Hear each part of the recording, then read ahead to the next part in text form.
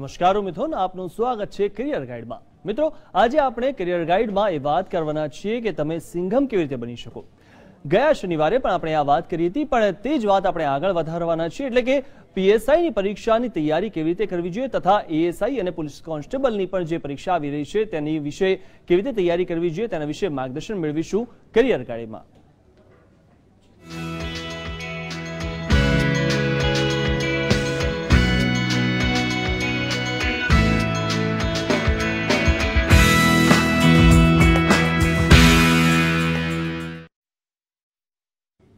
મિત્રો, PSI, ASI અને police કોન્સ્ટેબલની પરીક્ષા ટૂંક સમયમાં જ આવવાની છે। તેની શારીરિક પરીક્ષા તો થઈ ગઈ છે, તો આ પરીક્ષામાં કેવી રીતે સફળ થવાય તેના વિશે માહિતી મેળવીએ લક્ષ્ય કરિયર એકેડમીના ડિરેક્ટર હિરેનભાઈ દવે અને નિયતિબેન અંતાણી પાસેથી। સ્વાગત છે આપ બંનેનું જીએસટીવીમાં। Thank you. નમસ્કાર। તો સૌથી પહેલા તો નિયતિબેન, આપને પૂછવા માંગીશ કે ગુજરાતી ભાષાનો આવનારી પીએસઆઈ, એએસઆઈ અને કોન્સ્ટેબલની જે પરીક્ષા છે તેમાં અભ્યાસક્રમ કેવી રીતનો છે? ખાસ કરીને પીએસઆઈની જે પરીક્ષા આવે છે એનું જે માળખું છે એમાં 75 માર્કનું ગુજરાતી ભાષા આવે છે અને ગુજરાતી ભાષા એટલે ખાસ કરીને એના ઉપર વ્યાકરણ ઉપર ધ્યાન આપવામાં આવે છે અને ગુજરાતી ભાષાનું જે વ્યાકરણ છે એના સંદર્ભમાં ઓબ્જેક્ટિવ પ્રશ્નો, જેને આપણે એમસીક્યુઝ કહીએ છીએ, એ પ્રશ્નો પૂછાતા હોય છે। જી, આપણે જે વાત પણ કરી રહ્યા છીએ કે સામાન્ય જ્ઞાન જે જીએસનું પણ જે પ્રશ્નપત્ર તેમાં આવતું હોય છે, તો હિરેનભાઈ, જે સામાન્ય જ્ઞાનનું જે પ્રશ્નપત્ર આવતું હોય છે તે કયા રીતનું હોય છે અને તેનું માળખું કયા પ્રકારનું હોય છે?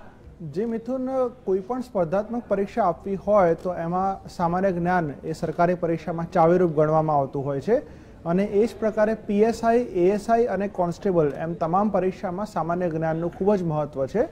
તો 100 ગુણનું જે પ્રશ્નપત્ર પીએસઆઈ સ્તરે હોય છે સામાન્ય જ્ઞાનનું, એમાં મુખ્યત્વે ફોકસ કરવામાં આવે છે સમસામયિક ઘટનાઓ અને મનોવૈજ્ઞાનિક બાબતો ઉપર। તો આમાં જે સમસામયિક ઘટનાઓ છે, પરીક્ષાના આગલા 3 થી 6 મહિનાનો જે સમયગાળો છે એમાં બનતી તમામ ઘટનાઓ ઉપર જે વિદ્યાર્થીઓએ ફોકસ કરવું જોઈએ, એ જો પ્રોપરલી ફોકસ કરવામાં આવે તો ચોક્કસથી આપણે જીએસમાં મેળવી શકીએ સારા ગુણ। આ ઉપરાંત જ્યારે પરંપરાગત કેટલાક મુદ્દાઓની વાત આવે છે, જેમ કે કોન્સ્ટેબલના સિલેબસમાં બહુ જ સ્પષ્ટ રીતે લખેલું છે કે ઇતિહાસ છે, ભૂગોળ છે, આ ઉપરાંત કાયદાની સાથે સંકળાયેલું ભારતનું બંધારણ છે, અર્થવ્યવસ્થાને લગતા કેટલાક મહત્વના સમસામયિક મુદ્દાઓ, જેમ કે હાલમાં બજેટ આવી રહ્યું છે તો એ સાથે આપણને એના માટેના મુદ્દા પૂછાઈ શકે। તો આ પ્રકારના જે પ્રશ્નો હોય એમસીક્યુ સ્વરૂપમાં પૂછાતા હોય છે અને એના માટેનું જે પ્રોપર રીડિંગ છે, ખાસ કરીને સ્કૂલ લેવલથી જીસીઆરટીના પાઠ્યપુસ્તકોથી લઈ અને ત્યારબાદ કેટલીક સારી આના માટે સ્પર્ધાત્મક પરીક્ષાઓની વિશેષ બુક્સ વાંચી અને ઉમેદવાર જો તૈયારી કરે અને આગલા વર્ષોના જે પ્રશ્નપત્રો છે એનો થોડુંક સોલ્યુશન કરે તો ચોક્કસ એને માર્ગદર્શન મળી શકે અને એ પ્રમાણેની તૈયારીથી મેક્સિમમ સ્કોર પણ મેળવી શકે। જી, આપણે આજે જે વાત કરી રહ્યા છીએ તેમાં ગુજરાતી અને જનરલ નોલેજ જે વિષયના જે પ્રશ્નપત્રો છે તેના વિશેની વાત કરી રહ્યા છીએ, તો ગુજરાતી ભાષાના પ્રશ્નપત્રનું માળખું કયા પ્રકારનું હોય છે? નિયતિબેન, આ વિશે આપ શું કહેશો? ગુજરાતી ભાષાના જે પ્રશ્નપત્રનું માળખું હોય છે એમાં ગયા વખતની પીએસઆઈની આપણે પરીક્ષાને ધ્યાનમાં રાખીએ તો 150 પ્રશ્નો એમાં પૂછવામાં આવ્યા હતા અને અડધો માર્કનો એક પ્રશ્ન, એવી રીતે 75 માર્કનું આખું માળખું હોય છે અને સંપૂર્ણતઃ ગુજરાતી વ્યાકરણ એની અંદર વણી લેવામાં આવે છે। મુદ્દાઓ વિશે, વ્યાકરણના મુદ્દાઓ વિશે આપણે વાત કરીએ તો કક્કાથી માંડીને છંદ, અલંકાર, સમાસ, સમાનાર્થી, વિરુદ્ધાર્થી, જોડણી છે, સંધિ છે, તળપદા શબ્દો છે, શબ્દ સમૂહ માટે એક શબ્દ આપો છે, પછી વાક્યના પ્રકારો છે, વિભક્તિ પ્રત્યયો છે, અનુગ, નામયોગી, વ્યાકરણને લગતા તમામ નાના મોટા બધા જ મુદ્દા એની અંદર વણી લેવામાં આવે છે અને ઘણી વખત એક મુદ્દાને લગતા 2 થી 3 પ્રશ્નો હોય છે, એટલે કદાચ એવું બની શકે કે છંદનો મુદ્દો છે તો 3 માર્કનો પૂછાઈ શકે, અડધા માર્કના એ પ્રકારના પ્રશ્નો પૂછાય અને ઘણી વખત એવું પણ બને છે કે કોઈ મુદ્દો 1 કે 2 માર્કના સંદર્ભમાં જ પૂછાય છે। આ સિવાય, આ બધા વ્યાકરણના સિવાય ગુજરાતી ભાષા જે આપણે બોલીએ છીએ એના સંદર્ભમાં એક ભૂલ શોધ પ્રકારનો મુદ્દો પણ આવે છે અને જેમાં વાક્ય આપવામાં આવ્યું હોય છે અને કયા ભાગમાં ભૂલ છે એ પ્રકારની પણ શોધ વિદ્યાર્થીઓએ કરવાની હોય છે, પણ બધા જ પ્રશ્નો ઓબ્જેક્ટિવ પ્રકારના આવે છે। જી જી, નિધિબેન, બીજો એક પ્રશ્ન એવો થાય ગુજરાતી ભાષાનો કે ગુજરાતી ભાષાની તૈયારી કરતા ઉમેદવારોએ કયા કયા મુદ્દા ધ્યાનમાં રાખવા જોઈએ? ગુજરાતી ભાષાની જ્યારે તમે તૈયારી કરો છો તો સાચી વાત કહું તો ફરી એક વખત સ્કૂલના પુસ્તકોને ઉથલાવવા જોઈએ. પાઠ્યપુસ્તક મંડળના જે ગુજરાતી વિષયના પુસ્તકો આવે છે, ખાસ કરીને 5મા ધોરણથી લઈ અને 10મા ધોરણ સુધીમાં, એમાં જે કવિતા હોય, પાઠ હોય, એની પાછળ ટિપ્પણ અને જે સ્વાધ્યાય આપવામાં આવે છે એની અંદરથી રૂઢિપ્રયોગ, કહેવત, સમાનાર્થી, વિરુદ્ધાર્થી અને વ્યાકરણના બધા જ મુદ્દા 5મા ધોરણથી 10મા ધોરણ સુધીના પુસ્તકોમાં વણી લેવામાં આવે છે. તો સાદી અને સરળ સમજ માટે પીએસઆઈની ખાસ તૈયારી કરનારાઓએ પહેલાં તો એને જ ઉથલાવવા ખૂબ જ જરૂરી છે. આ સિવાય પણ ઘણા બધા પુસ્તકો સારા વ્યાકરણના ઉપલબ્ધ છે.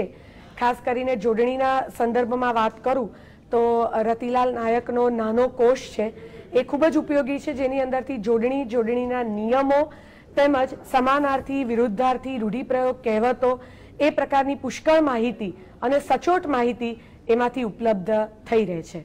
જી નિધિબેન, ખાસ કરીને આપ વ્યાકરણ ખાસ કરીને જે ભણાવો છો, તો આ જે પરીક્ષા છે જે ગુજરાતી વિષયની, એમાં વ્યાકરણ કેટલું મહત્વનું છે, કેટલા માર્ક્સનું આવશે? પીએસઆઈની જે પરીક્ષા છે અને એમાં જે પ્રશ્નપત્રો આવે છે એમાં ગુજરાતી ભાષાનું જે પ્રશ્નપત્ર છે એમાં 75 માર્કનું સંપૂર્ણતઃ વ્યાકરણ જ આવે છે. ગયા વખતના પેપરના અનુસંધાનમાં જોઈએ તો સાહિત્યનો મુદ્દો એની અંદર એ 75 માર્કમાં વણવામાં આવ્યો નથી, એટલે જેને કહેવાય કે 75 માર્કનું વ્યાકરણ જ આવે છે. વ્યાકરણ છે એ ભાષાનો પાયો છે અને વ્યાકરણ ઉપરથી જ ઉમેદવારની ભાષાની સજ્જતા કેવી છે એ સારી રીતે આપણે જાણી શકીએ. એટલે જે વ્યાકરણ છે આમાં પૂછવામાં આવે છે. આ ઉપરાંત જે સાહિત્યનો મુદ્દો છે એને લગતા કેટલાક મુદ્દા જીએસના પ્રશ્નપત્રમાં આવી શકતા હોય છે, જેમ કે સાહિત્યકાર અને એની મહત્વની કૃતિ, કે નરસિંહ મહેતા અને એનાથી પણ પૂર્વ સમયથી લખાયેલા સાહિત્યથી લઈ આજ દિન સુધી જે કોઈ મહત્વના સાહિત્યકારો થઈ ગયા એમના દ્વારા લખાયેલી મહત્વની કૃતિઓ છે. ત્યાર પછી અલગ અલગ સાહિત્યકારોને એમના તખલ્લુસ છે, બરાબર છે. તો આ પ્રકારના મુદ્દાઓ પ્લસ ગુજરાતી સાહિત્ય માટે મહત્વના પુરસ્કારો કે ભાઈ જ્ઞાનપીઠ પુરસ્કાર કોને મળેલા છે એમ લઈએ તો ગુજરાતી ભાષાના અલગ અલગ મહત્વના સાહિત્યકારોનું પ્રદાન, એમને મળેલા પુરસ્કારો વગેરે જે બાબતો છે એ પ્રકારના જે પ્રશ્નો છે એ સામાન્ય અભ્યાસના પ્રશ્નપત્રમાં આવતા હોય છે.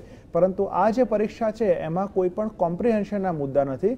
તમામ જે મુદ્દાઓ છે મલ્ટિપલ ચોઇસ ક્વેશ્ચન સ્વરૂપમાં હોય છે. એટલે જેમ આપણને મેડમે જણાવ્યું એ પ્રકારે વ્યાકરણની તૈયારી આપણા માટે અત્યંત ચાવીરૂપ રહે અને એની જે સજ્જતા છે એ આપણને પરીક્ષામાં ખૂબ જ સારી રીતે કામમાં આવી શકે. એટલે વધારેમાં વધારે જે પ્રયત્ન છે એ આના માટે કરવો જોઈએ. લેખિત કોઈ આન્સર આપવાના નથી, માત્ર A, B, C અને D એમાંથી સાચો ઉત્તર આપણે ટીક કરવાનો છે.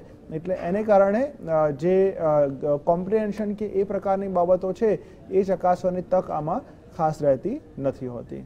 જી જી જી આપણે જે વાત કરી રહ્યા છીએ કે પીએસઆઈ, એએસઆઈ અને પોલીસ કોન્સ્ટેબલની જે હવે લેખિત પરીક્ષા થવાની છે તેમાં ગુજરાતીનું પેપર અને સામાન્ય જ્ઞાનનું જે પેપર છે તેના મહત્વ વિશે અને તેની તૈયારી વિશે નિધિબેન આપને પૂછવા માંગીશ કે ખાસ કરીને 10મા ધોરણથી લઈને જે પણ પરીક્ષાઓમાં ગુજરાતી વિષય આવતો હોય છે તો ખાસ કરીને ગુજરાતના જે વિદ્યાર્થીઓ છે તેને બહુ હળવાશથી લેતા હોય છે, કારણ કે આપણી ગુજરાતી ભાષા છે તો આવડી જશે, એના વિશે વધારે મહેનત નથી કરતા હોતા.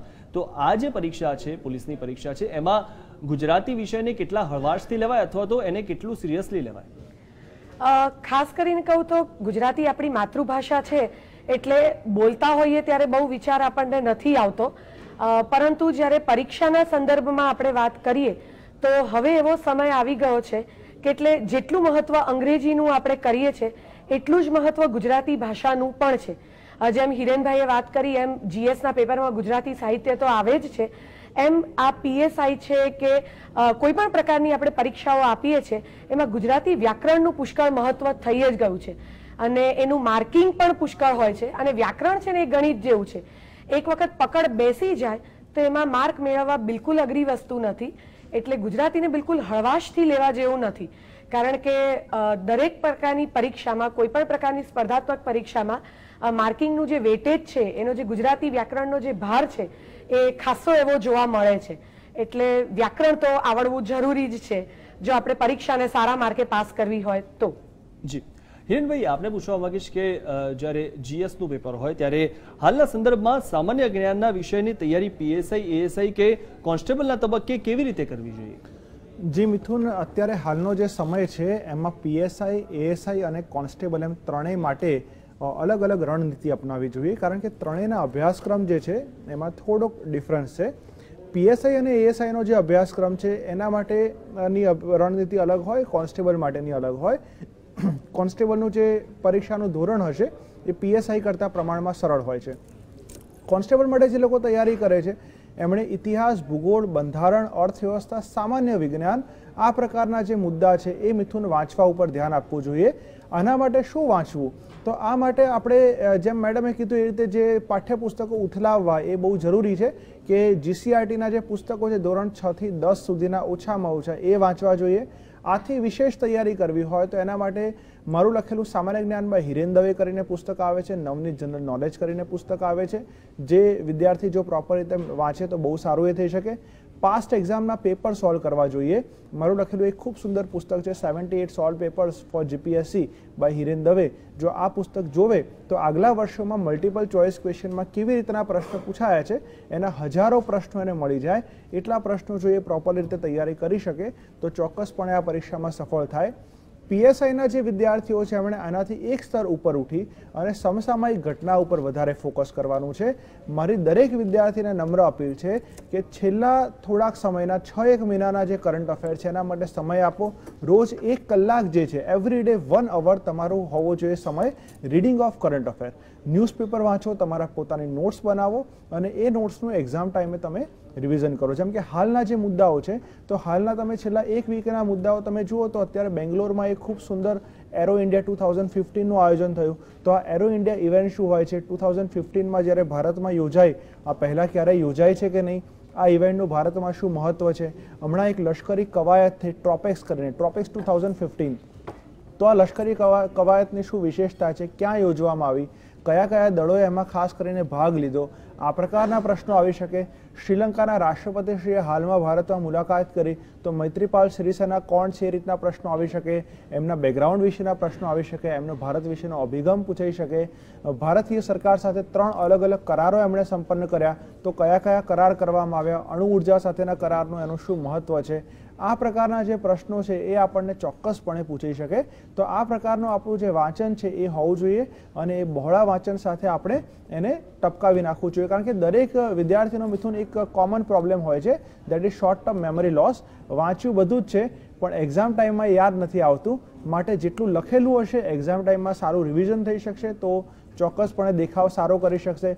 ગુજરાતના સંદર્ભના કેટલાક મુદ્દા છે તો અત્યારે હાલમાં તીસ્તા શેતલવાડના જે મુદ્દો છે જે ઘણો બધા ન્યૂઝમાં છે કે જેમની હાઈકોર્ટે જેમની સામે સુપ્રીમ કોર્ટે એમની ધરપકડ સામે હમણાં હાલમાં સ્ટે આપ્યો. તો તીસ્તા શેતલવાડની શું ભૂમિકા છે?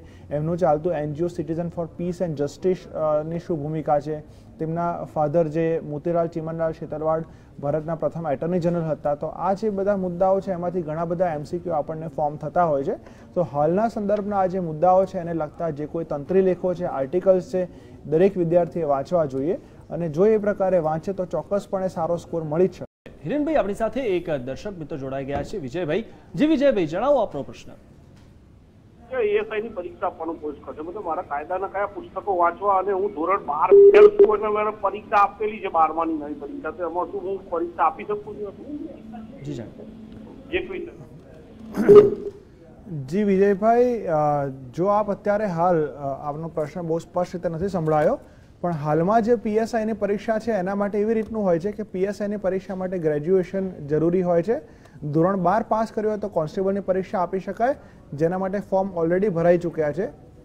તો આપ હવે પછી જ્યારે મોકો આવે ત્યારે ચોક્કસથી પરીક્ષા આપી શકો, પણ તૈયારી તમે હાલથી શરૂ કરી દો. કારણ કે અત્યારથી જેટલું આમાં જાગ્યા ત્યારથી સવાર જેટલું ઝડપથી તૈયારી શરૂ કરશો એટલું સારી રીતે તમે અધ્યયન કરી શકશો. તો જો તમે અત્યારે હાલમાં ધોરણ 12 પાસ છો તો ગ્રેજ્યુએશન સાથે આની જે બેઝિક તૈયારી છે એ તમે કરી શકો, પરંતુ આ વખતે પરીક્ષા નહીં આપી શકાય કારણ કે ફોર્મ પણ ભરાઈ ગયા છે અને એની જે ફિઝિકલ કસોટી છે એ પણ પૂર્ણ થઈ ગઈ છે. એટલે આગળની તૈયારી માટે તમે આનો લાભ લઈ શકો. જી નિયતબેન, આપણે પૂછવા માંગીશ કે ગુજરાતી ભાષાની આદર્શ તૈયારી માટે કયા સંદર્ભ ગ્રંથોનો અભ્યાસ કરવો જોઈએ?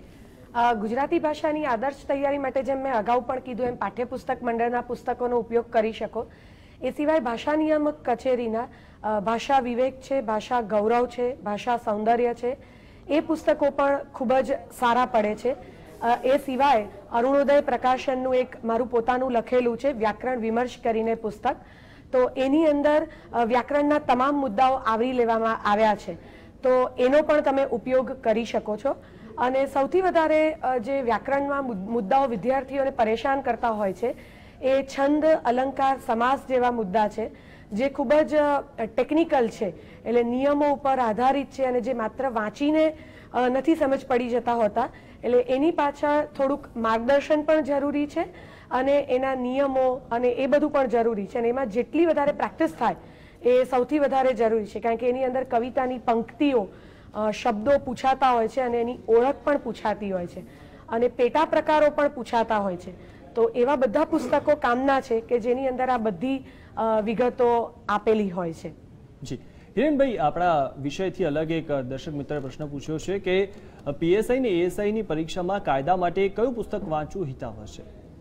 જી, કાયદાનો જે વિષય છે એના માટે મિથુનભાઈ એ વિષય જોડે સંકળાયેલો છે, એનો કોઈ પ્રશ્ન નથી કે કાયદાનું પ્રશ્નપત્ર પણ હોય છે.